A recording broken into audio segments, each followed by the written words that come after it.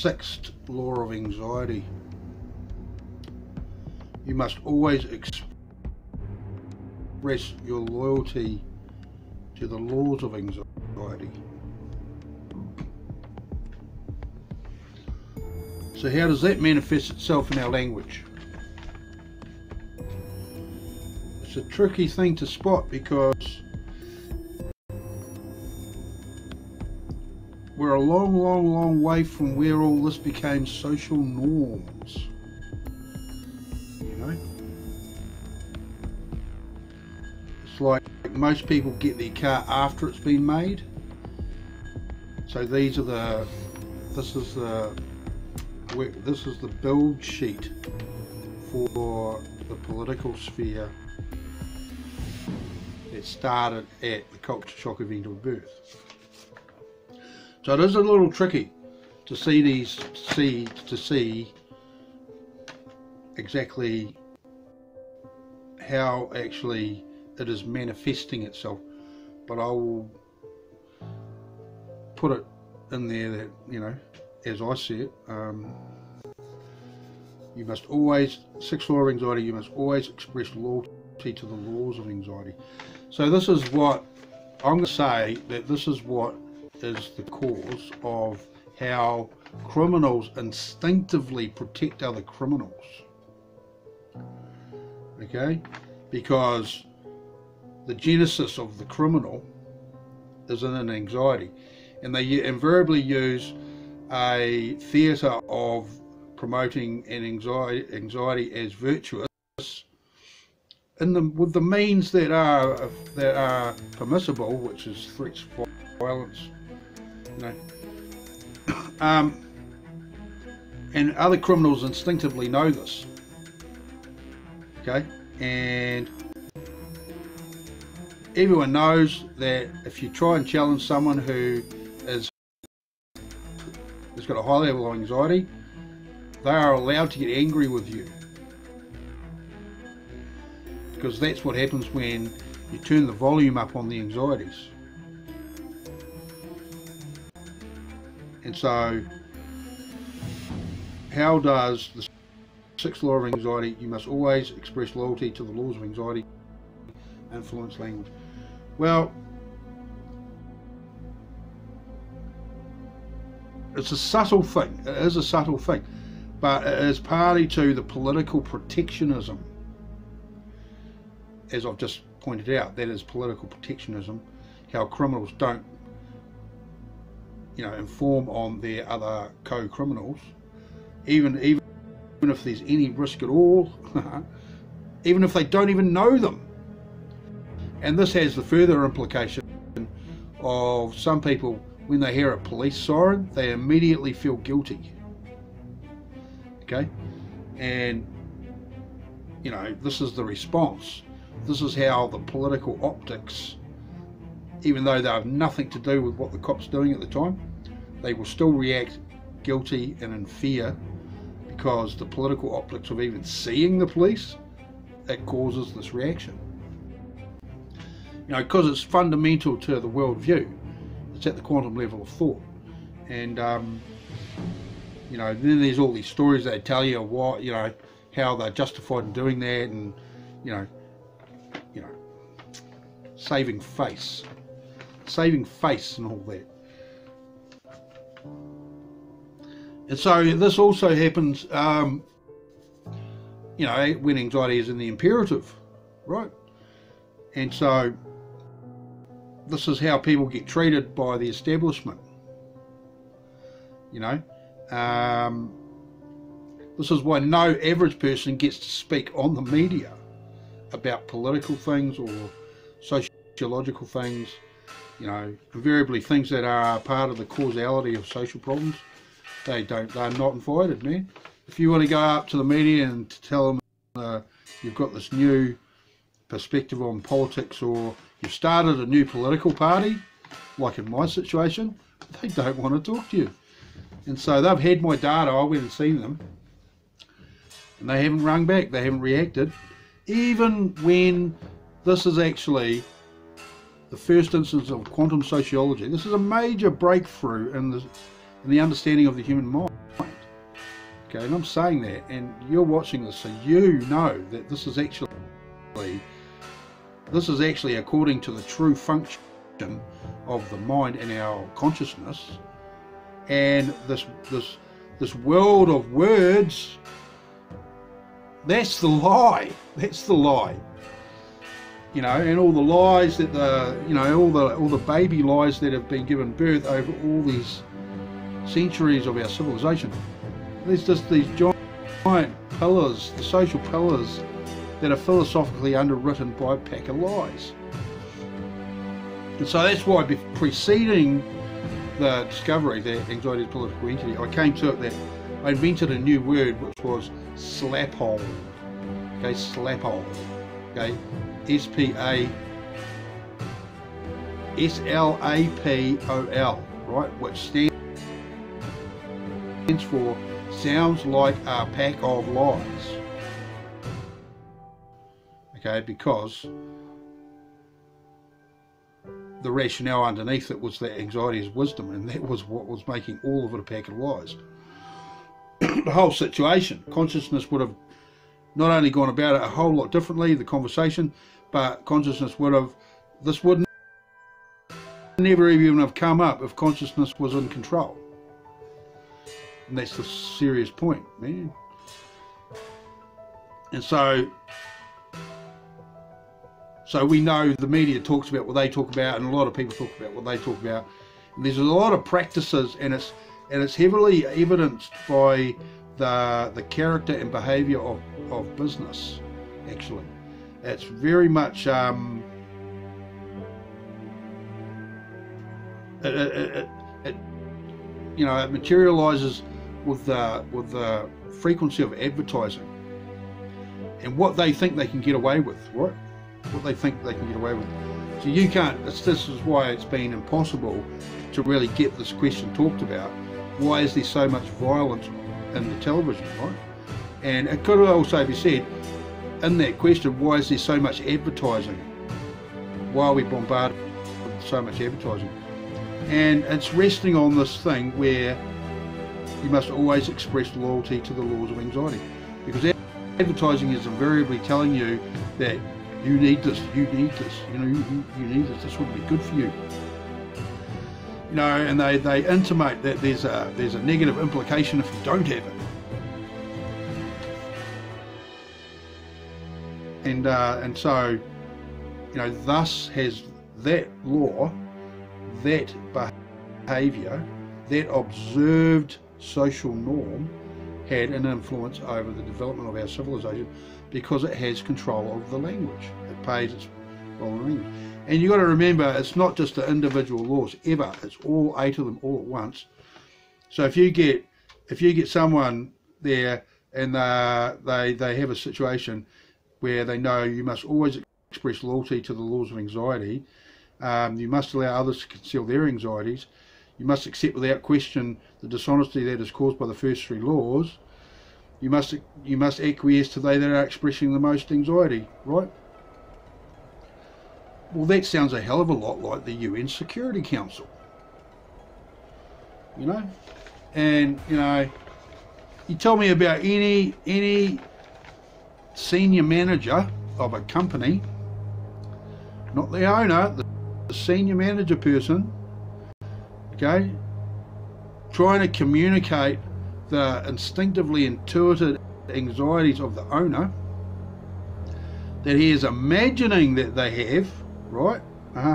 He's imagining that the owner has, because he believes that anxiety is wisdom. So he always goes with a politically correct,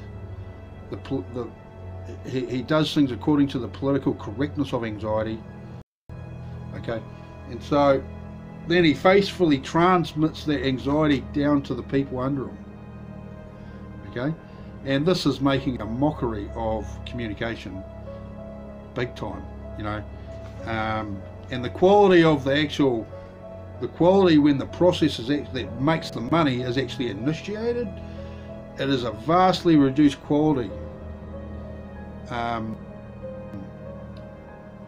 You know, composition of the event of people learning about what they have to do, and then progressing to what they have to do and completing what they have to do. That composition of events is very much affected by how the imperative is put on, the imperative focus is put on the anxiety, right? And it's completely ruining, it's completely undermining the possible quality of the experience people have together and the way in which the business functions, actually. That's the fact of it, man.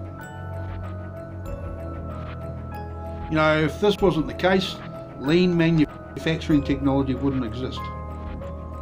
Because if this wasn't the truth, then everyone would be lean manufacturing experts, just by instinct, right?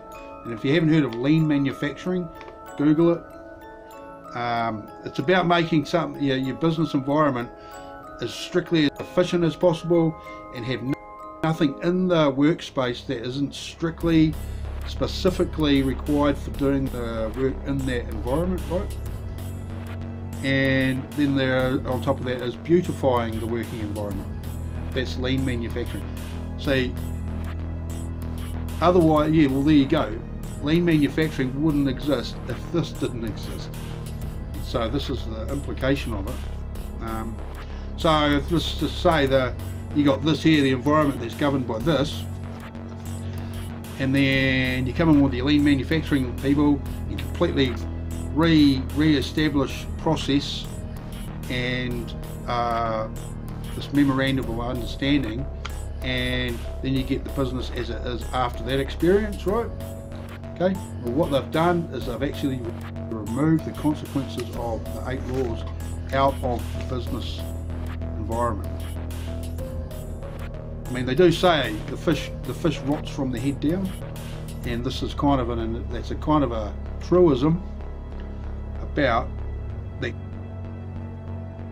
can be applied to this. The consciousness hijacked by anxiety then transmits its wisdom to the people down it, and there's a compulsion to control what everyone thinks, and la dee da, mate. And this is all what's been going on, man. So yeah, that's the implication of it. As I said, a 6th law of anxiety: you must always express loyalty to the laws of anxiety. So not only do criminals actually not inform on other criminals instinctively, they have this whole political anti-authority thing because of this, actually. Because the police, to the criminals, right, the police look like consciousness while they are trying to promote the highest level of anxiety, which makes them feel stronger and bigger, and bigger in the political sphere. That's the whole thing of it. That's all they are politicians that actually have no money. And they actually it's kind of replicated exactly the same, and so yeah, and so this is the world we live in. And so that's why I say really poor people and really rich people, they've got one thing in common, right, which is neither of them value education. The poor person just gets better at being poor and making their life, they're making their life a more quality experience while they're poor, and they just get better at that. And also the rich people, they don't want to change a single thing. They just want to keep making money, and money is then the only thing that exists to them, which is equal to the political status poor people strive to get when there is a giant vacuum of resources. And in the rich person's case, there's a giant vacuum of resources because that's created by this compulsion to have control, and the speedometer they're using is money. Okay, and so they've got this fictitious race they're in between each other of who's got the most money, and it's a race no one can ever win because they're not having a race to end the race. That's the thing of it. And so this is the, you know, and that applies to these poor people as well. You know, street hoodlum people. They're madly trying to win this political race against everyone else, and there's no outcome. There is no outcome because the premise of their worldview is anxiety, and anxiety doesn't want a solution. Anxiety wants things to stay exactly as they are now, and so this is philosophically underwriting how rich people and poor people, neither of them value education. And so a lot of the political sphere in both those camps it's a very real thing that everyone must always express loyalty to the laws of anxiety, because that's how the political sphere works. Okay, so this is the thing of it, and so that's why the aversion to communicate exists, because people that are all into this political sphere, hardcore political hierarchy, they have an aversion to communicate, because anyone that channels consciousness can make them look like stupid people. Anyone, because consciousness is primarily interested in solutions, and it is a willing communicator, while the person that believes that anxiety is wisdom has an aversion to communicating, and they secretly don't want solutions. They're motivated to maintain the situation exactly as it is, because the situation that I'm talking about is actually only the vehicle of their anxieties, and it's the anxieties that are the primary focus of what they're saying. Okay, so I hope that gives some indication as to the influence that the sixth law of anxiety has over language, and how civilization, you know, has been developed, and how society functions. And it also answers to why people with consciousness can't communicate with people with anxiety, because they speak virtually different languages, right?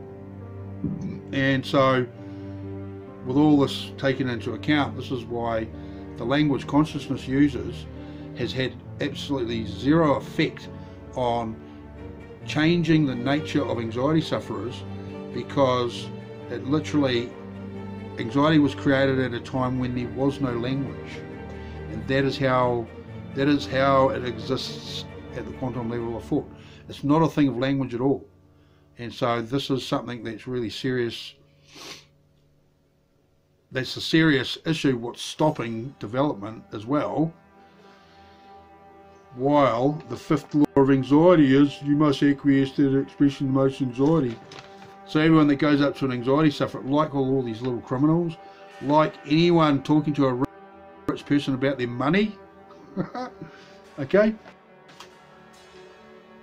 they will invariably default immediately to the fifth law, and the second law, and the fourth law, and the third law, and you know. So that's my thoughts on the sixth law of anxiety. You must always express loyalty to the laws of anxiety. Unless you produce a qualification of anxiety where you can figuratively hold it in your hand and look at it, and in doing so the political optics are you've separated it from yourself and you've rendered anxiety tangible for the first time in the history of the human race. Game on, bro. Game on, everyone. This is the thing. It's made anxiety tangible. There's all this effect on communication because it's intangible. And now anxiety is tangible. Happy day.